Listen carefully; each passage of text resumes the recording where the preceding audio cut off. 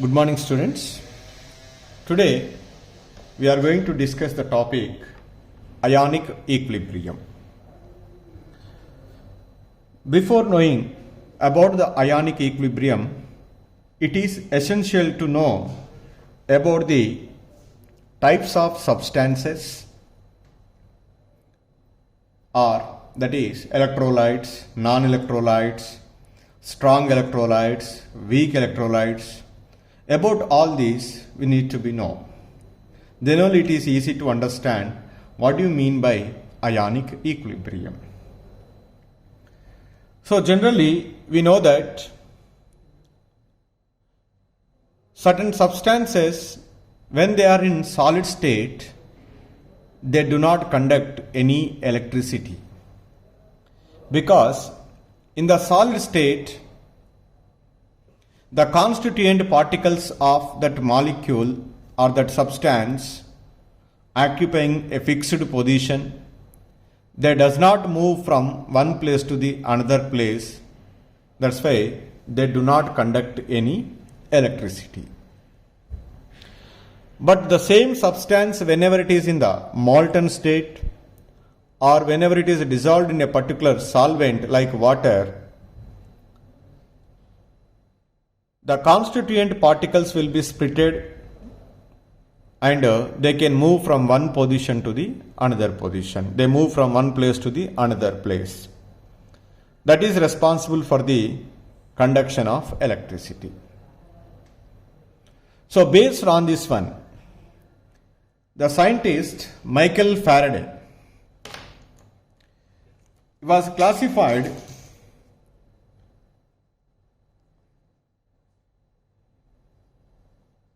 the substances into two types.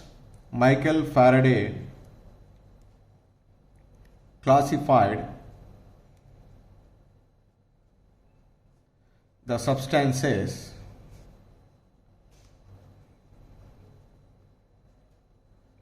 into two types. You know very well in that the first one is electrolytes. Electrolytes. So, what are electrolytes? The substances which conduct the substances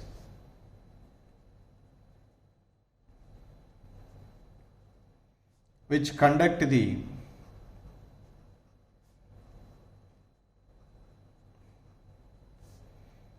electricity in their molten state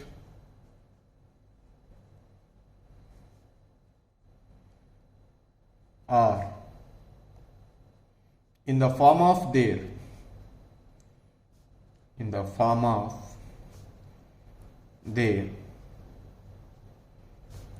aqueous solutions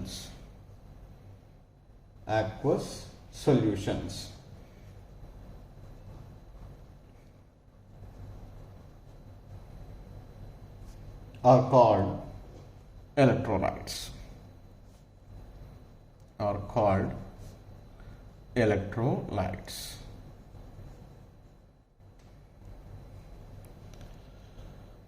So the substances which conduct the electricity in their molten state or in the form of their aqueous solution are called electrolytes. So examples are acids, bases,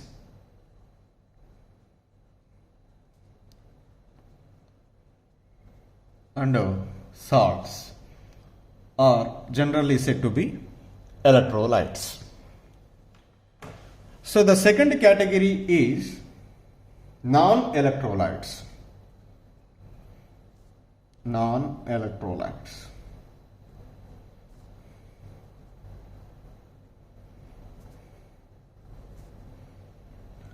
So, what do you mean by the non-electrolytes? They are quite opposite to the electrolytes. That means they do not conduct the electricity.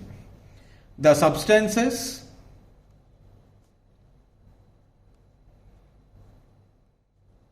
which do not conduct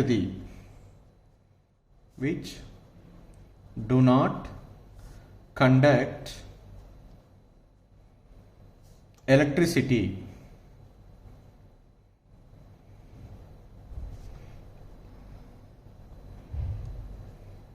in the molten states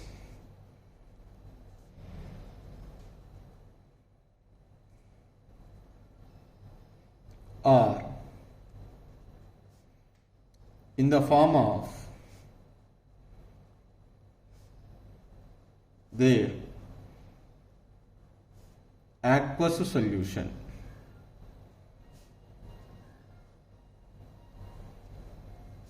are called non-electrolytes.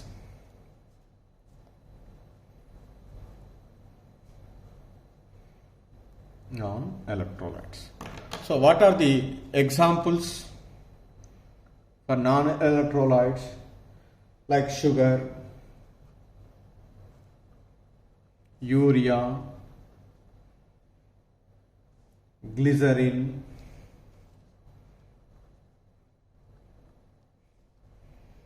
etc. All these are the best examples to the non-electrolytes. So now, when the substances are dissolved in a particular solvent like water, some substances may split it into ions, and that ions are moved from one place to the another place, and the movement of that ions is responsible for the conduction of electricity.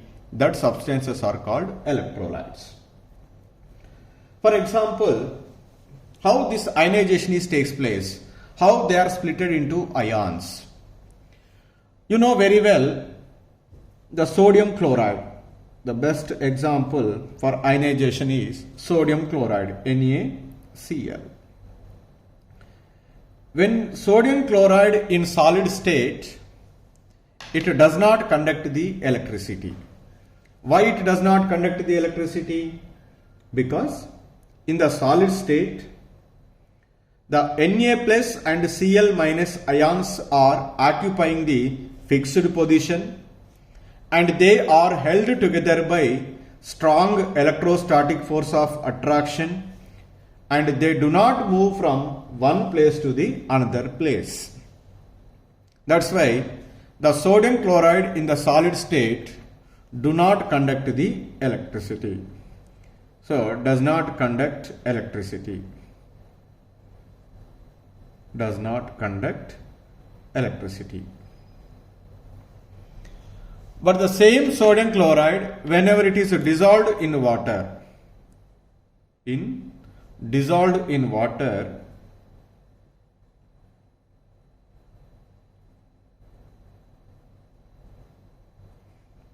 it is split into Na plus and Cl minus ion.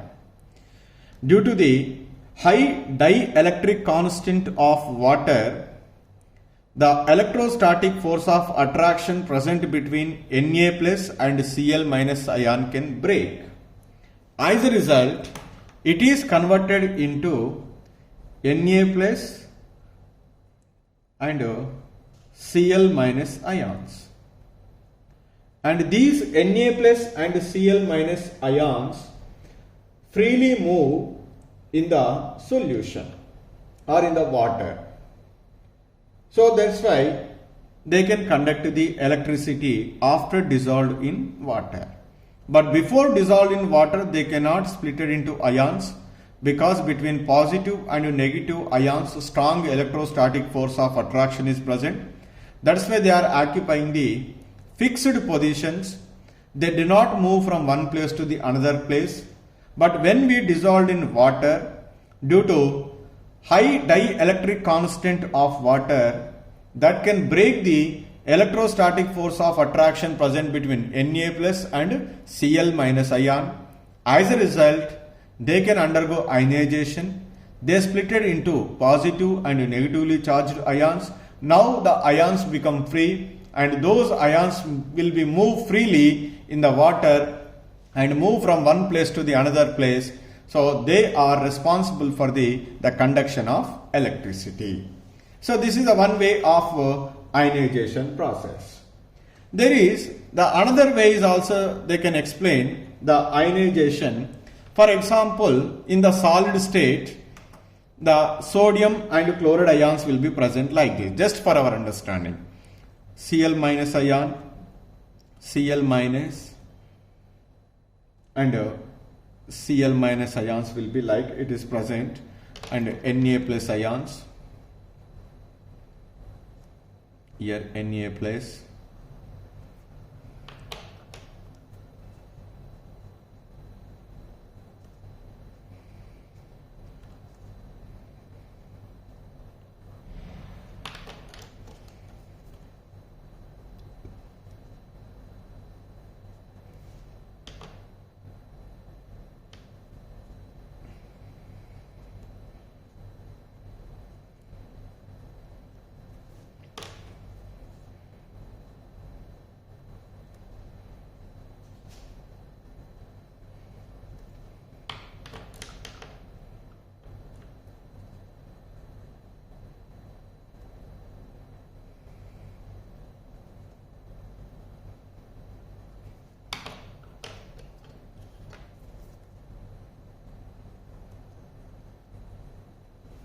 so in the solid state, like Na plus and Cl minus ions are arranged and they are occupying the fixed position. This solid sodium chloride, when it is dissolved in water, when it is dissolved in water,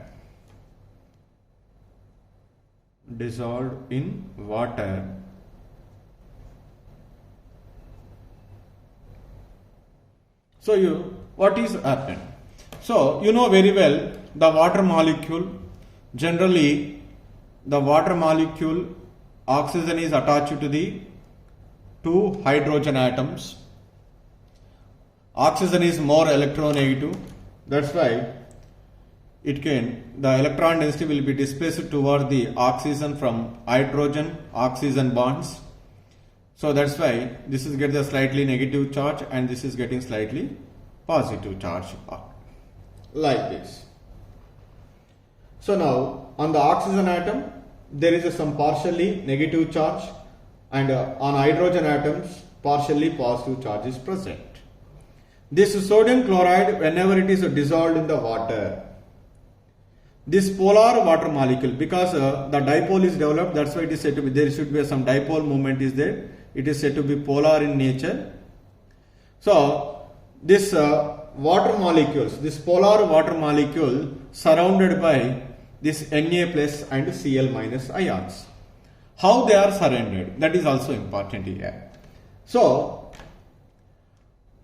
in the case of Na plus ions, the water molecules can be surrounded themselves by passing the negative charge toward the Na plus ions. Negative charge means oxygen. It will be surrounded by Na plus ions is like this. So around the Cl minus ions, that is carrying negative charge, so that's why the water molecule, the hydrogen which are carrying the partially positive charge, they will be facing towards the Cl minus ions. So here Na plus is there, so that why oxygen is facing towards the Na plus. Here Cl minus is there, that's why the hydrogens are facing, and here Na plus is there. What is there? The O minus is facing. Here Cl minus is there, so that hydrogens are facing. Here Na plus ions are there, so that oxygen is facing towards this Na plus ion. Here hydrogens are facing. So like that, each Na plus and Cl minus ion is surrounded by water molecule in such a way that the negative charged chloride ion is surrounded by water molecules by passing the hydrogen towards Cl minus ion. Around the positively charged Na plus ions, the water molecules arrange themselves with their negative poles, that is oxygen is facing towards Na plus ion. Like everywhere, so like that it will be facing. So here also the chlorine, hydrogen, here Na plus ion, oxygen is facing. Okay, like that. So the water molecules will be surrounded by the positively charged Na plus ion and negatively charged Cl minus ion. So once these water molecules are surrounded by this positively and negatively charged Na plus and Cl minus ions, the electrostatic force of attraction present between chloride ion and Na plus ions become weak. Once this electrostatic force of attraction is become weak, immediately these ions, Na plus and Cl minus ions, are dragged into the solution. So once this after surrounding, immediately the electrostatic force of attraction between this chloride ion and Na plus ion is become weak. After that, these ions will be dragged. The ions dragged by water molecules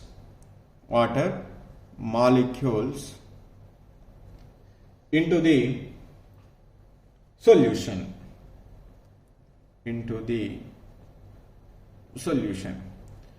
So as a result, what is happened? So the ions are coming into the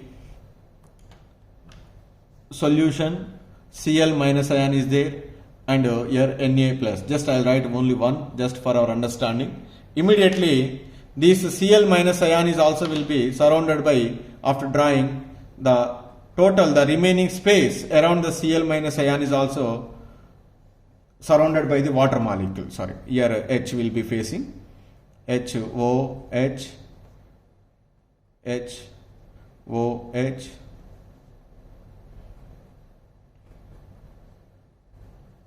So like that it will be facing here Na plus ion, so that oxygen is facing. So the remaining space is also will be occupied by water molecule. So totally both positively and negatively charged Na plus and Cl minus ion surrounded by the water molecules. This process is called hydration. What is the name of this process? Is called hydration.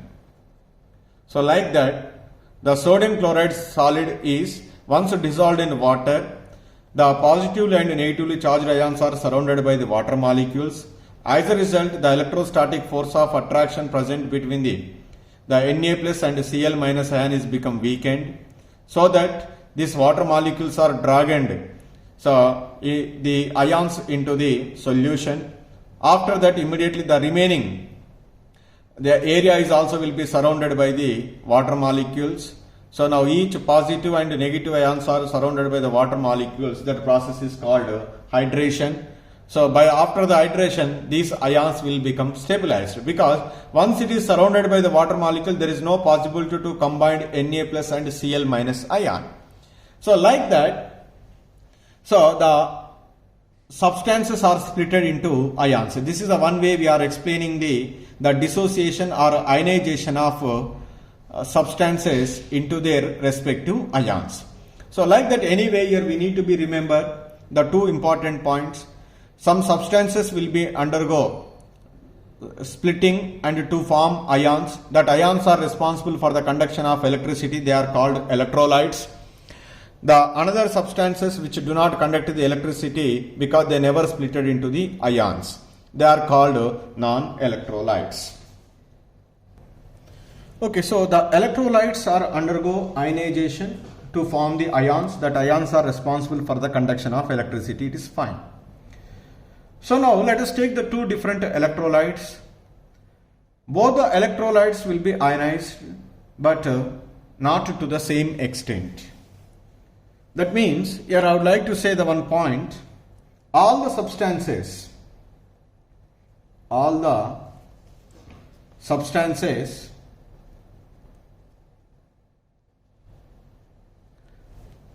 do not ionize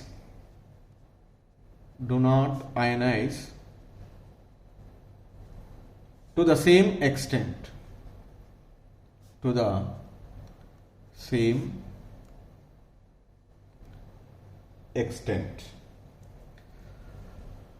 So that means some may undergo complete ionization, some may not be undergo complete ionization.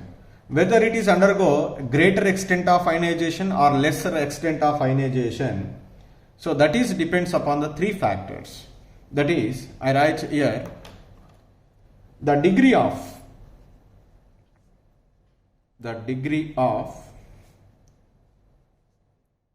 ionization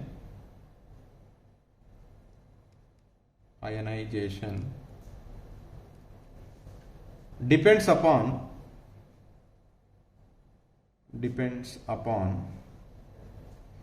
the first one, the polarity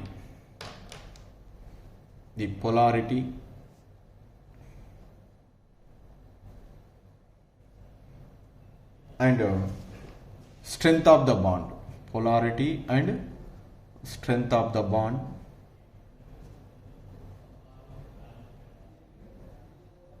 This is the one factor. And the second factor is extent of solvation of the ions formed. Extent of solvation of the ions formed.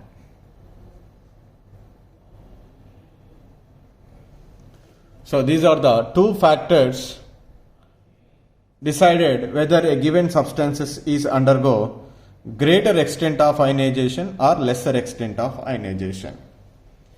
If the strength of the bond present between the oppositely charged ions is less, so once that is dissolved in a particular solvent, that solvent can easily break that attraction so that it is undergo greater extent of ionization.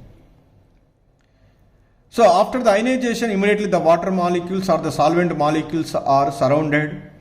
If that solvent molecules will be surrounded in a greater extent, so that definitely never combined the positive and negatively charged ions, so that will be increases the ionization.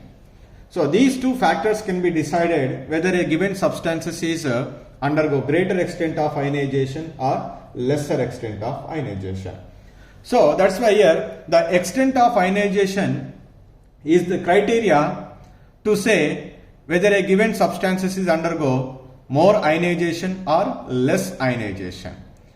So whichever are undergo more ionization, they are called strong electrolytes. Whichever are undergo less ionization, they are called weak electrolytes. That's why depending upon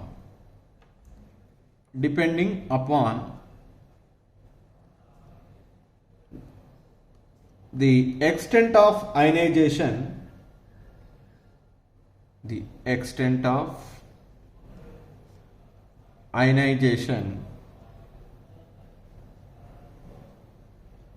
electrolytes are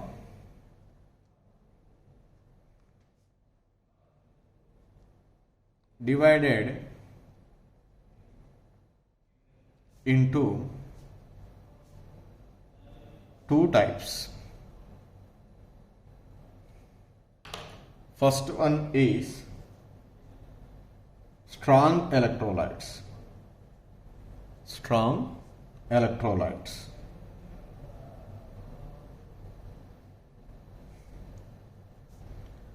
What are strong electrolytes?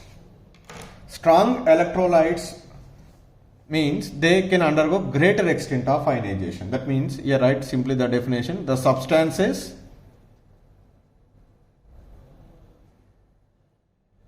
which ionize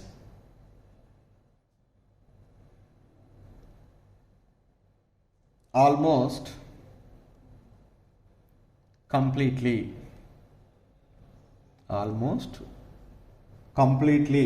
into ions in aqueous solution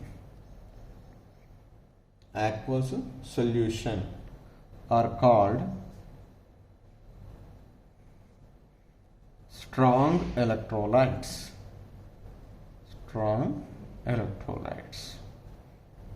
What are the strong electrolytes? The best examples are the strong acids like H2SO4, HCl, HNO3, the strong bases like NaOH, KOH, salts NaCl,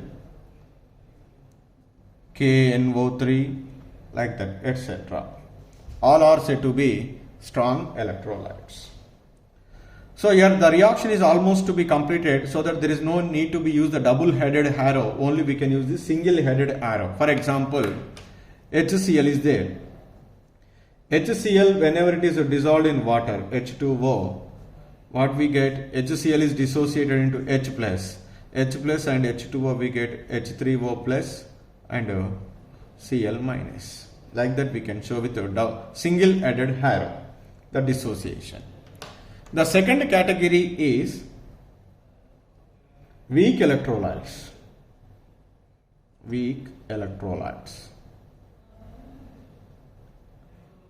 What are weak electrolytes?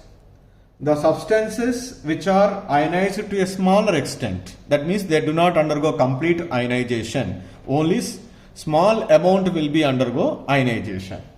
That's why I write here the substances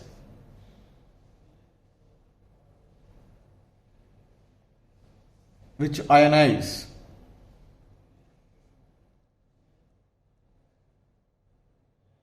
to a small extent in aqueous solution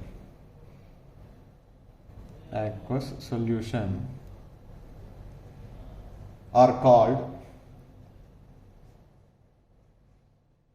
weak electrolytes.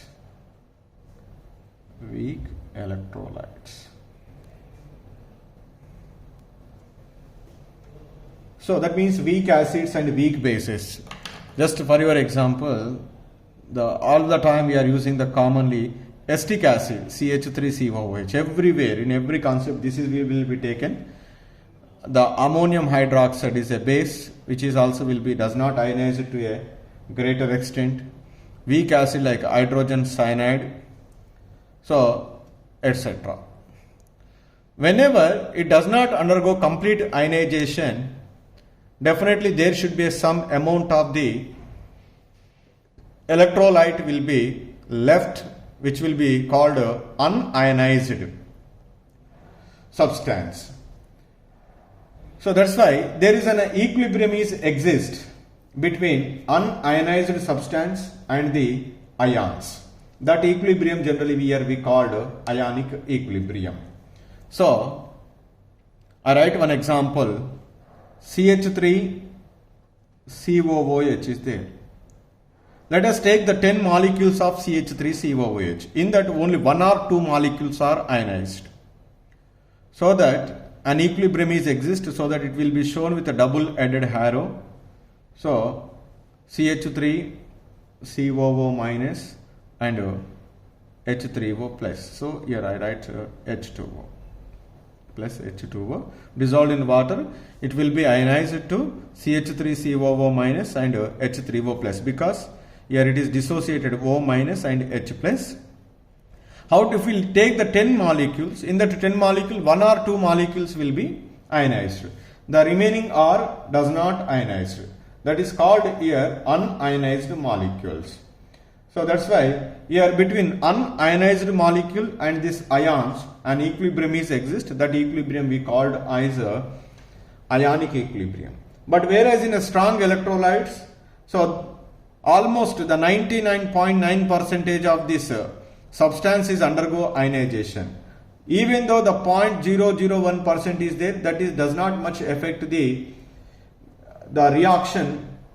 So to say a given substance is said to be a strong electrolyte, that's why here we are using the single arrow because no unionized substance is present. But here some unionized substance is present and these ions are present. So still some more amount to be ionized by changing the factors might be. That's why there is an equilibrium is exist between unionized molecules and ions.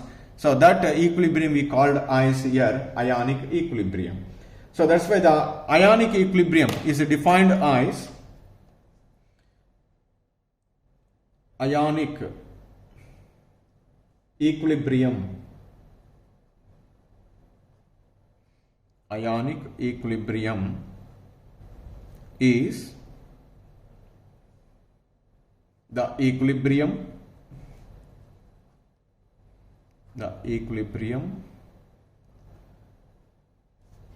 which is established between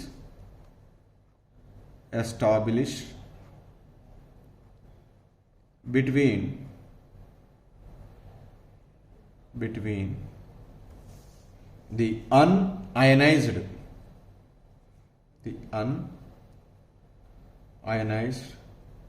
molecules and the ions in the solution,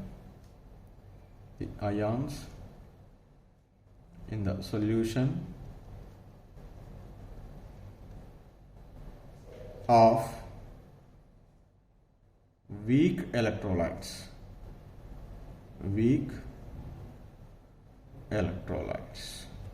So that is called ionic equilibrium. So ionic equilibrium does not exist in case of strong electrolytes, only it is exist in the case of weak electrolytes, because in the weak electrolytes that substances will be ionized to a partial or to a lesser extent. That's why an equilibrium is established between the unionized molecules and the ions. That's why that equilibrium is called ionic equilibrium. So totally here we learn the 5 concepts. One is electrolytes, non-electrolytes. Second one is strong electrolytes and weak electrolytes. And the third one is ionic equilibrium.